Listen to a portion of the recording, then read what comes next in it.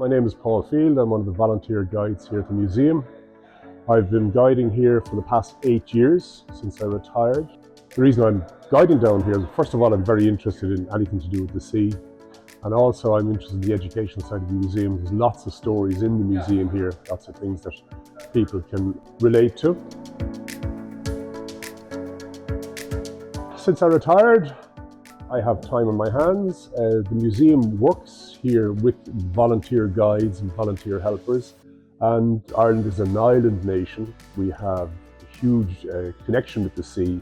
And a lot of our connection and our history of the sea isn't really well known. I'm hoping that by volunteering here, I can get people, especially young people, interested in the Irish history with the sea and our position as an island off the west coast of Europe. Well, I'm standing beside my favourite story here. This is the Laoghaire, Wexford Steamship Company, which in December 1943 picked up some German sailors who were lost in the Bay of Biscay. There had been a battle some hours previous to the Laoghaire arriving. So the Laoghaire arrived on the scene. There was 1,000 German sailors in the water. The Laoghaire picked up over 160 of the sailors and brought them back to Cork. While I was a teacher, we did an exhibition about the Laoghaire, and I had my students down here for the opening of the exhibition.